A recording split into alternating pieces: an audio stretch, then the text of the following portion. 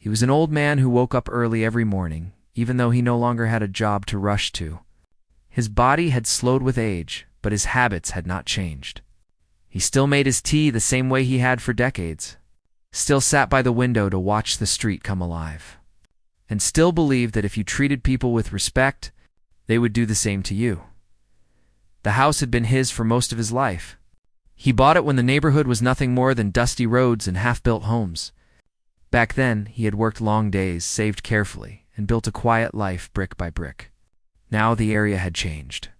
New buildings stood taller than his roof, new cars lined the street, and new people moved in who did not know his story. To them, he was just an old man living alone. He did not complain much. When the trash truck came late, he waited. When kids played loudly outside his gate, he smiled instead of shouting. When people parked too close to his driveway, he found a way around it. He believed peace was worth more than arguments. That belief was what made him visible to the wrong kind of people. It started small. A folded paper was slipped under his gate one afternoon. It looked official at first glance. The paper talked about violations, unclear boundaries, and possible penalties. The words were heavy and confusing, written in a way that made the reader feel small and guilty. He read it twice, then a third time, but it did not fully make sense. He assumed it was a mistake. He placed the paper on the kitchen table and decided to ask someone about it later. By evening, he had almost forgotten it. He cooked a simple meal, ate slowly, and listened to the radio like he always did. A few days later, another notice came. This time it was more direct. It mentioned fines. It mentioned deadlines. It mentioned actions that would be taken if he did not respond. His hand shook slightly as he held it. Not from fear exactly, but from confusion. He had paid his taxes. He had not changed anything about his home. He had not broken any rules that he knew of. He told himself not to worry. When his grandchild visited that weekend, the old man mentioned the papers casually, like they were nothing important. He did not want to seem weak or needy. He had always been the one others depended on, not the other way around. The grandchild listened quietly and asked to see the papers. The moment those pages were read, something felt off. The language was aggressive but vague. The sender was unclear. The contact number did not match any known office. It looked designed to scare, not to inform. Still. The old man brushed it off. They send these things all the time now, he said. Too much paperwork in the world. The visit started soon after. A man knocked on the gate one afternoon. He spoke fast and stood too close. He claimed to represent an authority connected to the area. He talked about compliance and cooperation. He smiled, but his eyes were cold. The old man invited him to speak through the gate instead of opening it. He listened politely, nodded, and said he would look into the matter. The man did not like that answer. Over the next week, 2 more people came. One acted friendly, the other acted firm. They repeated the same message in different tones. Pay now. Sign this. Agree quickly. They hinted at trouble if things were delayed. Each time they left, the old man felt smaller in his own home. He started sleeping poorly. The house that once felt safe now felt watched. He checked the gate more often. He kept the lights on longer at night. Still, he did not want to make a fuss. He had lived through harder times than this, he told himself. What he did not realize was that he had been chosen carefully. The people targeting him had looked for someone old, lone and quiet. Someone who would not argue loudly or post online. Someone who would feel overwhelmed by official-sounding words and unfamiliar threats. They believed he would fold. The family, however, did not believe in folding. The grandchild began visiting more often. Not obviously, not dramatically, but enough to notice patterns. Cars that slowed down near the house. Strangers who pretended to check their phones while staring at the gate. Conversations that sounded rehearsed. Everything was written down. Dates, times, descriptions, copies of papers, screenshots of numbers. The old man did not fully understand why all this mattered, but he trusted his family. He had raised them to be careful and fair. Now they were doing the same for him. One afternoon, another notice arrived. This one was harsher than the rest. It gave a final deadline. It claimed action would be taken soon. That night, the old man sat at the kitchen table longer than usual. He looked around the room, where he had eaten thousands of meals, where laughter had once filled the air, where he had fixed broken chairs and told stories no one else remembered. Now he felt something he had not felt in a long time. Anger, not loud anger, not shouting anger, but a deep, quiet anger that came from being disrespected in the place he had earned. He agreed, finally, to let his family handle it fully. What the people targeting him did not know was that the family was not panicking. They were patient. They understood the system better than the aggressors assumed. And more importantly, they knew exactly when to stop talking and start listening. There were people who listened.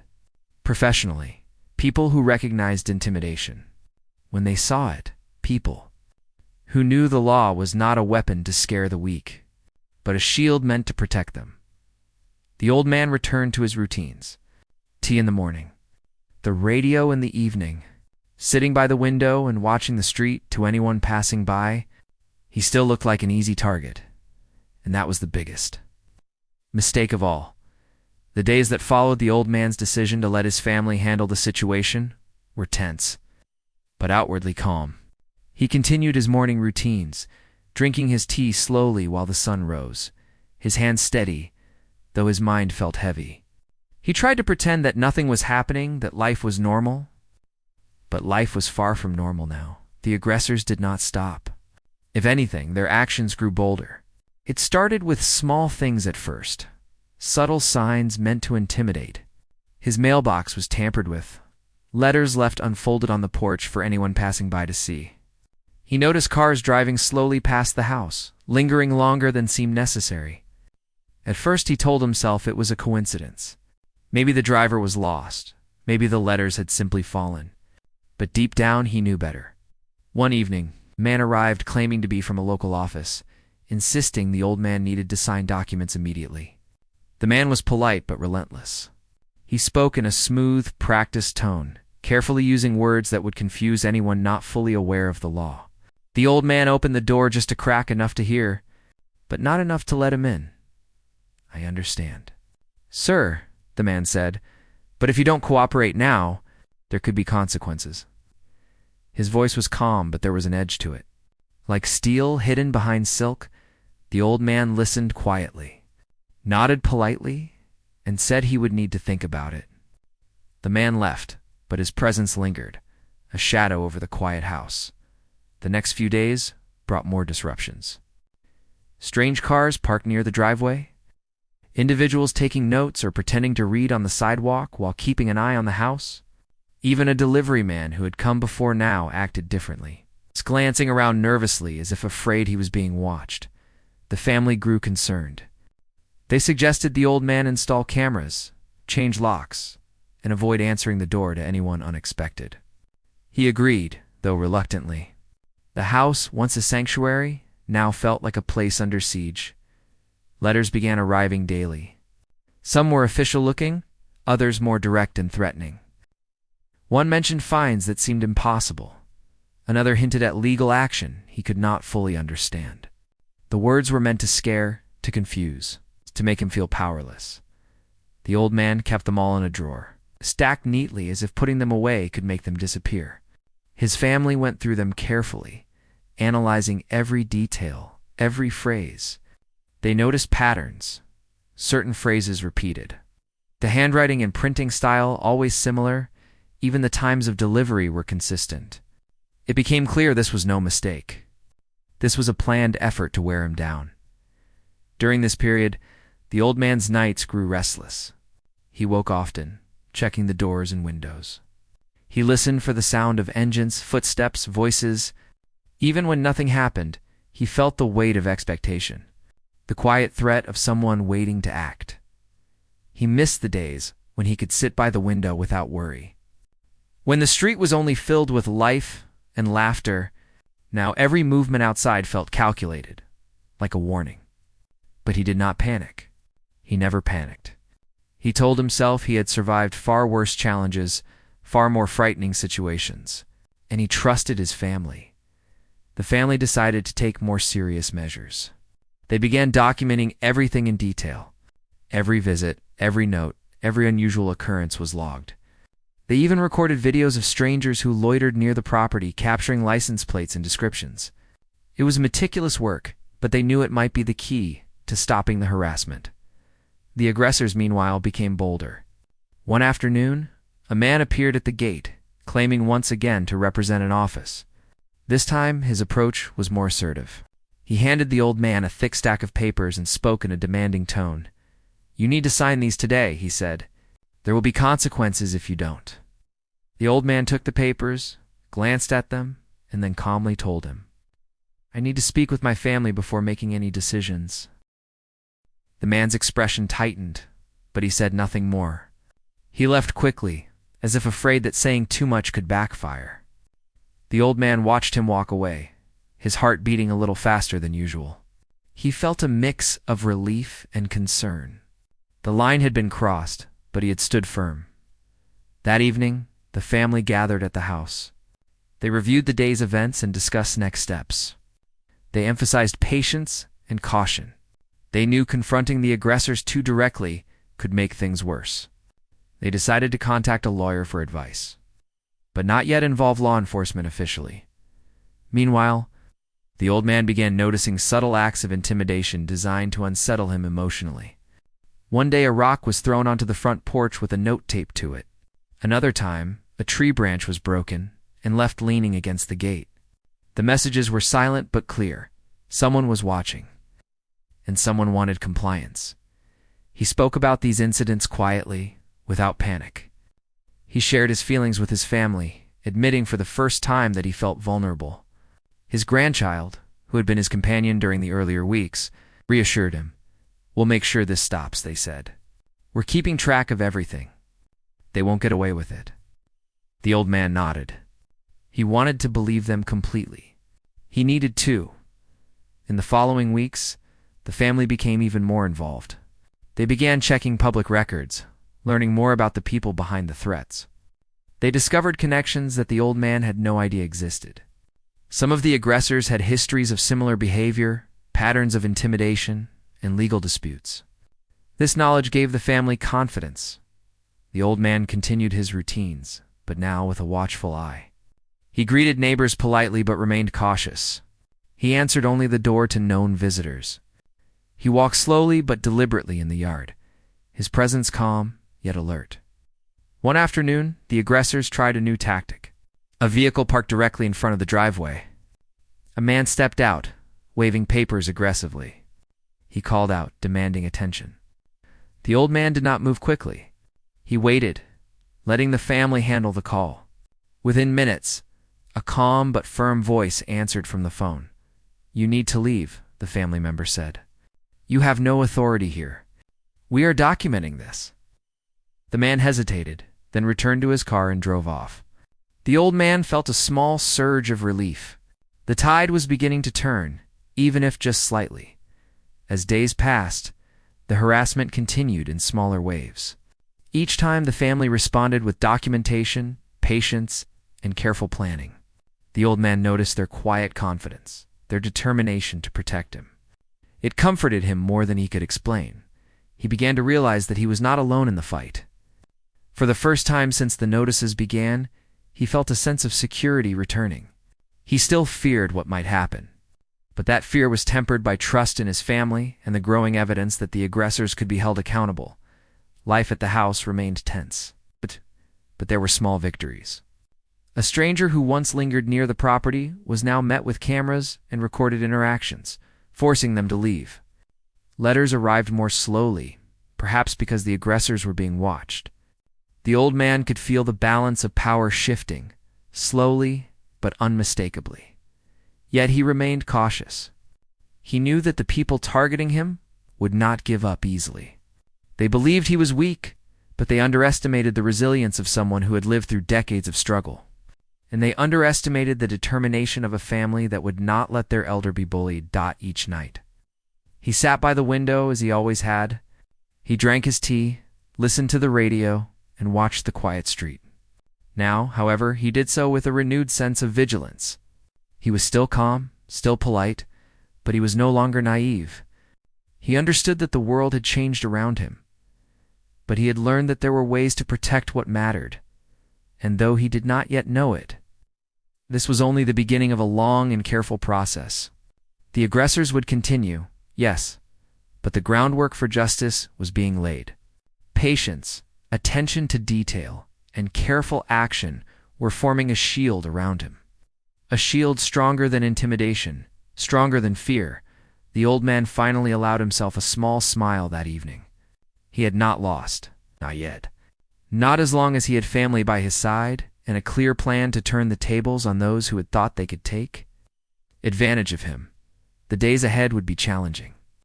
But for the first time in weeks, he felt a quiet strength returning. A reminder that age did not mean weakness, and that even in the face of intimidation, courage could be patient and strategic. The story of how an old man was targeted by people who thought he would break quietly was beginning to unfold. And the first signs of resistance were already in motion. He had been tested. He had been watched, but he had not been defeated. And that realization, simple yet powerful, was the start of turning the tide. The old man had started to feel a small sense of control over his life again. The constant tension was still there, but it was different now. It wasn't just fear anymore.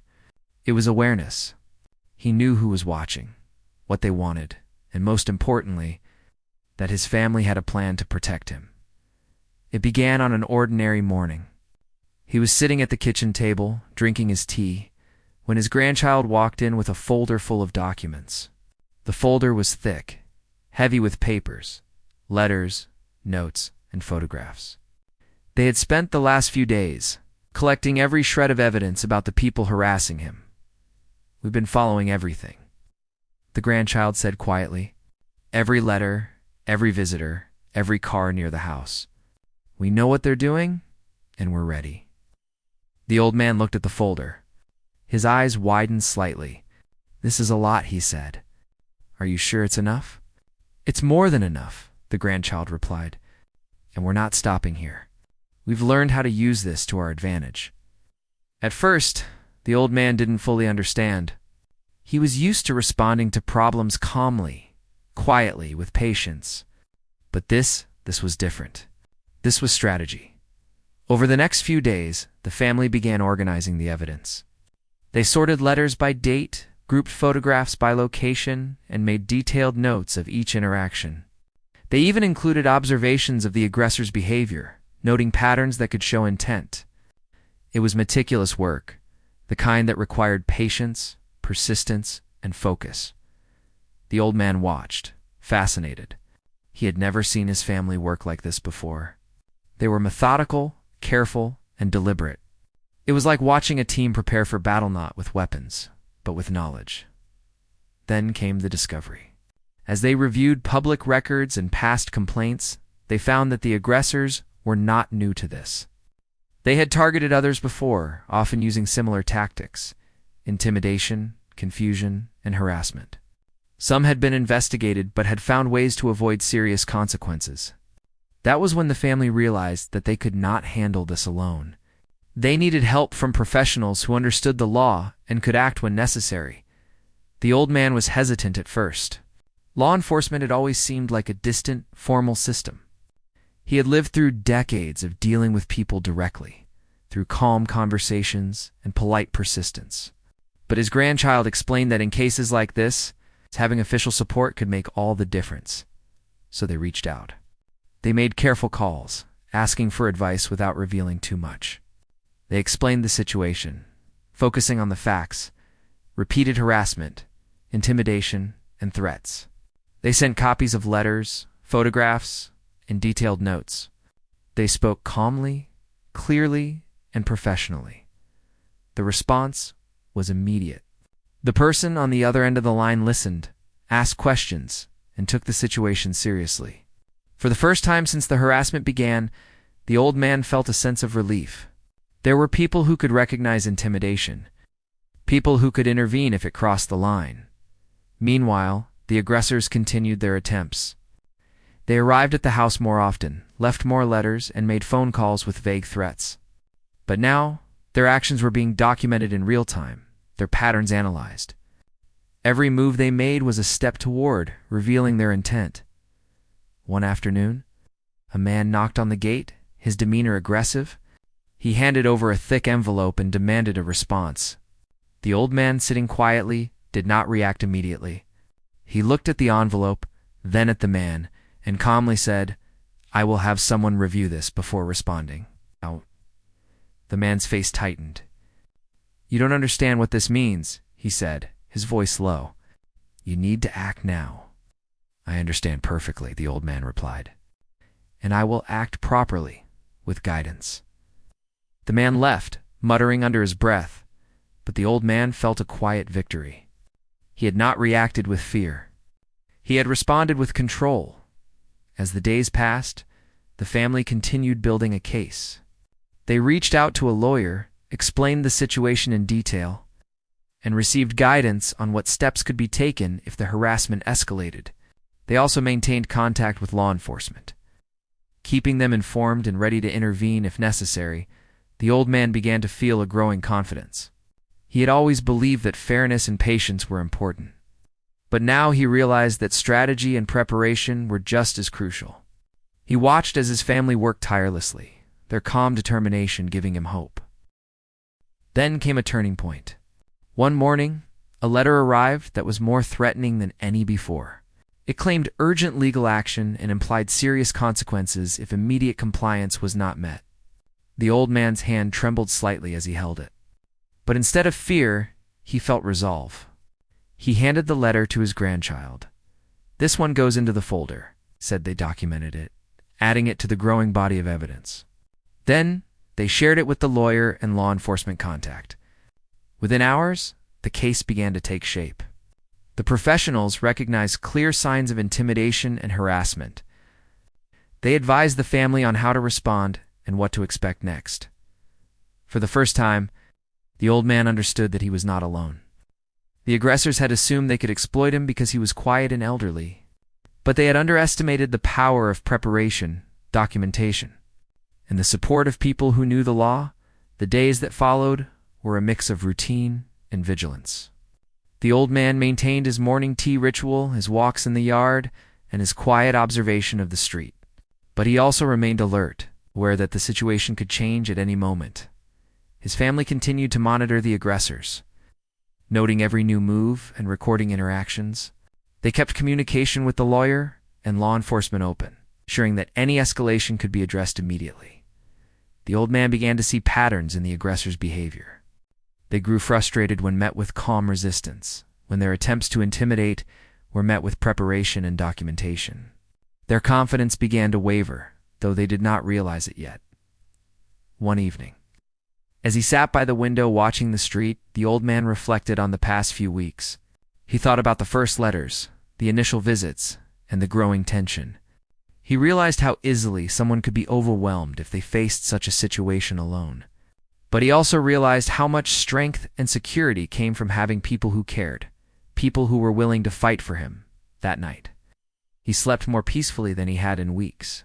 He knew the road ahead would not be easy, but he also knew that he was no longer an easy target. The aggressors had made a critical mistake. They had underestimated him, and more importantly, they had underestimated the careful preparation of his family and the support of those who understood the law. Over the next days, small victories reinforced this new reality. Aggressors who had once lingered at the gate now hesitated. Their calls went unanswered, and their letters were documented rather than feared. Each step, each careful action, chipped away at their confidence. The old man began to regain his sense of peace. Not because the threat had disappeared, but because he now understood it. He realized that fear had lost its power when faced with knowledge, preparation, and the quiet strength of a family willing to stand by him. He still sat by the window every morning, still drank his tea, and still observed the street. But now, he did so with a new perspective. He was not just an old man watching the world pass by. He was a participant, aware of the forces around him, ready to act when necessary. and somewhere deep inside, he began to feel hope. The kind of hope that comes not from wishing for things to change, but from knowing that change is already in motion, guided by patience, strategy, and the steady hands of those who refuse to let injustice go unchallenged. The people targeting him had assumed they could break him. They had assumed that age and quietness meant weakness. But they were about to discover that the most dangerous strength is often calm, careful, and fully prepared. The first part of the real battle had ended. The groundwork was laid. The pieces were in place, and the old man, once alone and vulnerable, was now at the center of a quiet, unstoppable force, ready to confront the harassment with more than patience, ready to confront it with the law, with strategy, and with the unwavering support of those who would not let harm come to him. The old man sipped his tea slowly that evening and smiled faintly. He felt a quiet power returning, one that had nothing to do with age, and everything to do with resilience, preparation, and the courage to stand firm when others tried to push you down. This was no longer a story of intimidation. It was the beginning of justice in motion. The aggressors had taken the wrong path. They had chosen the wrong target. And now they were about to see what happened when patience, strategy, and law were on the side of the person they had underestimated. The old man closed his eyes for a moment, letting the calm wash over him. The next moves would come, and he would be ready. The old man had been tested, watched, and challenged, but now he was no longer the one at a disadvantage. The advantage had quietly shifted, and he could feel it. Deep in his bones, the story was far from over. But one thing was certain: the people who thought they could intimidate him had already made a crucial mistake. They had awakened a quiet, unstoppable force, and it was only a matter of time before their plans unraveled. The old man smiled faintly as he looked at the growing folder of evidence on the table. The folder was more than papers and photos. It was a shield, a map, and a weapon, and it belonged to him. He was ready. The tension that had quietly built over weeks reached a breaking point one morning when the old man noticed something different. The usual sounds of the neighborhood were familiar children laughing in the distance, cars passing slowly, but today, a car lingered longer than normal near the end of the street. Its driver's attention seemed restless, constantly glancing toward the old man's house. He did not panic. He had learned patience, and he knew that rushing into action without clarity could make things worse. He went about his morning ritual, pouring his tea and sitting by the window, watching without reaction. The car remained idling quietly, but with purpose, as if waiting. The family had been in close contact with law enforcement for several days by this point. They had shared all of the documentation, letters, photographs, and observations. Law enforcement had indicated that they were ready to step in if the situation escalated further. The old man knew this, and it gave him a quiet sense of power. Not fear, but readiness. As the day progressed, the man in the lingering car stepped out. He walked toward the gate, hands in pockets, with a confident yet cautious gait. He handed a thick envelope through the small opening in the gate and demanded a signature. His voice was firm, but not angry. The tone of someone trying to project control over a situation he thought was slipping away. The old man calmly took the envelope and placed it on the kitchen counter. "I will review this with my family," he said evenly. The man's face tightened. "You don't understand what this could mean," he said. "You need to act now, or there will be consequences." "I understand perfectly," the old man replied, his voice steady, "and I will act appropriately." The man lingered, glancing around nervously. He could sense that something had changed. The calm demeanor of the old man was not weakness, but a signal that the situation was being observed carefully. Without another word, he returned to his car and left. That afternoon, law enforcement arrived. They did not come as if storming into a hostile environment, but with a measured presence. 2 officers walked up the street calmly, introducing themselves and explaining that they had been informed of ongoing harassment toward the old man. They asked to see the letters, the photographs, and the records the family had kept. The old man watched quietly as his family laid everything out. Every visit, every suspicious car, every threatening letter, it was all documented, organized, and presented clearly. The officers listened attentively, asking questions when needed. Confirming details. "From what you've shown us," one officer said, "it is clear there is a pattern of harassment. The next step will be to approach this formally. But right now, we are here to ensure you are safe and that nothing escalates further." The old man felt a sense of relief he had not experienced in weeks. The presence of law enforcement, combined with the careful documentation by his family, meant that the power dynamic had shifted. He was no longer vulnerable in silence. Over the next few days, the aggressors attempted to continue their intimidation. Letters arrived, cars drove past, and individuals knocked at the gate. But each time, law enforcement was informed immediately. Every interaction was carefully monitored and documented. The aggressors grew visibly frustrated. Their confident demeanor faltered as they realized that every action they took was being recorded and analyzed. One afternoon, the aggressors attempted a different tactic. A man appeared with a document claiming to be an urgent legal notice, insisting it required immediate attention. The old man did not open the gate. Instead, he took a photo of the document and contacted his family. Within minutes, the lawyer and law enforcement were looped in. The man's insistence was met not with fear, but with verification and legal scrutiny. The aggressor left, muttering to himself, clearly unsettled. It became obvious that the old man was no longer an easy target. Each failed attempt to intimidate reinforced the position of the old man and his family, as law enforcement began to intervene more formally. The aggressors tried to hide their intentions. Their visits became less direct, their letters less threatening, but the monitoring continued.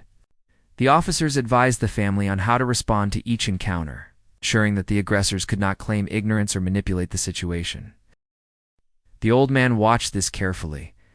He had lived long enough to know that patience and observation were as powerful as confrontation. Now, combined with the law and strategic planning, those qualities had become a shield stronger than any fear the aggressors could project. One evening, the old man sat by the window with his family. They reviewed the events of the day, noting the patterns and the subtle signs of frustration from the aggressors. The old man spoke quietly but with clarity. "They are trying different things now," he said. "They can feel that their old methods won't work anymore. They are panicking quietly." "Yes," his grandchild replied. "And each time they try, it just gives us more evidence. Each action strengthens our position." The old man nodded. "It is strange," he said. "I never thought that being patient and calm could be stronger than shouting or reacting quickly. But it seems that way." Over the following week, law enforcement took further steps. They conducted formal interviews with the aggressors, documenting inconsistencies and admissions. They reviewed the evidence provided by the family, comparing it with the aggressors' claims. Every lie, every exaggeration, every attempt to intimidate was now being exposed methodically. The aggressors' confidence crumbled. They had assumed the old man would be overwhelmed, that he would comply quickly out of fear or confusion. They had underestimated patience, careful observation, and the involvement of professionals who could act decisively. One day, a particularly bold aggressor returned, trying one final intimidation tactic. He arrived with documents in hand, intending to create fear and urgency. The old man met him at the gate, calm and composed. Law enforcement was present, observing quietly from nearby, ready to intervene if needed. The man attempted to speak aggressively, but his tone faltered when the officers stepped closer. They asked him questions, checked his documents, and confirmed the legitimacy of his claims. Within minutes, it became clear that the papers he brought were not only misleading, but potentially fraudulent. The aggressor's face turned red. He attempted to leave quickly, but officers followed up, ensuring that he understood the seriousness of the situation. The old man watched quietly, sipping his tea. He felt no rush of anger, no need for confrontation. The law, the careful documentation, and the presence of his family had done what intimidation could not. From that day on, the attempts at harassment stopped. The aggressors knew they were being monitored, that their actions were recorded and analyzed, and that legal consequences were now unavoidable. The neighborhood slowly returned to normal. Children played outside, neighbors greeted each other politely, and the old man's house felt like a sanctuary once again. The old man reflected on the experience quietly. He realized how easy it had been for people to assume that age meant weakness. He also understood how patience, documentation, and the careful involvement of law enforcement could turn a seemingly powerless situation into one of control and justice. He no longer feared the occasional lingering car or suspicious letter. Each potential threat was now met with awareness, preparation, and strategic action. The experience had taught him that courage did not always roar. Sometimes it was quiet, steady, and carefully measured. One evening, he shared his thoughts with his family. They thought I would be scared, that I would react without thinking. But calm observation, careful planning, and the right support can be stronger than anger or fear. His family nodded, proud of the lessons learned together. They had not only protected him, but had also ensured that justice was pursued carefully and lawfully. The old man returned to his morning tea ritual, sitting by the window, observing the street. The sun rose, children played, and life continued. But beneath the quiet of the neighborhood, a lesson had been learned. Patience, preparation, and the support of others could turn fear into strength, vulnerability into protection. The aggressors had made a mistake by targeting someone they thought was weak. They had not realized that age, experience, and careful planning could create a force far stronger than intimidation.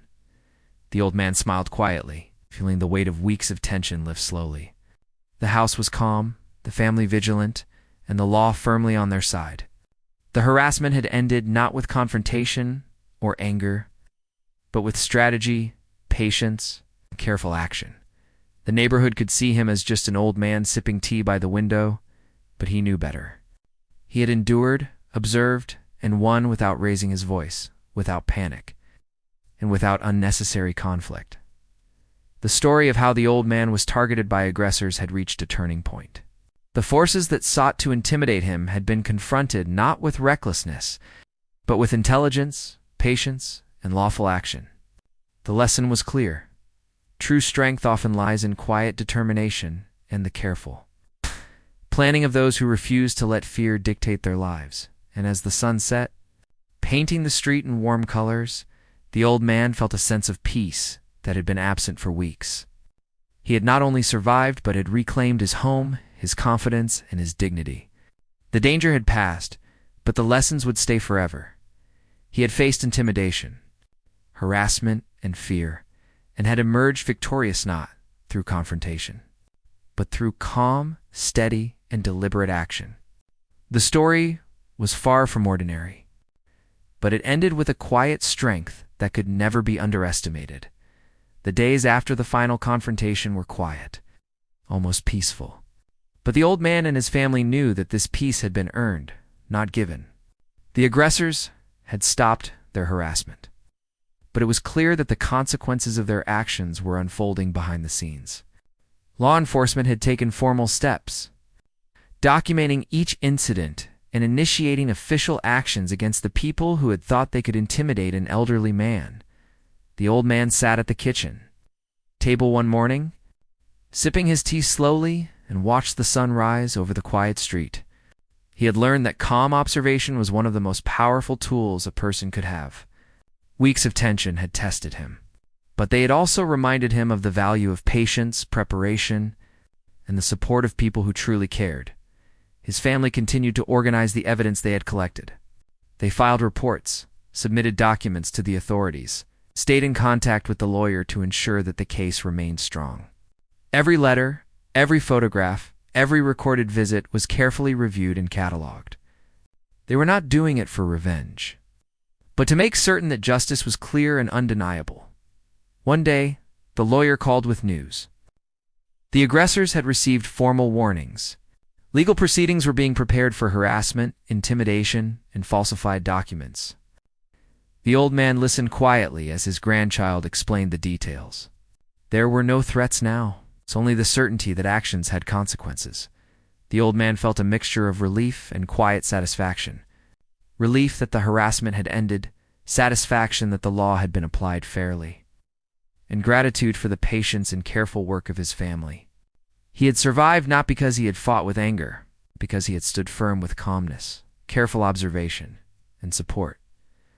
As the week passed, life slowly returned to normal.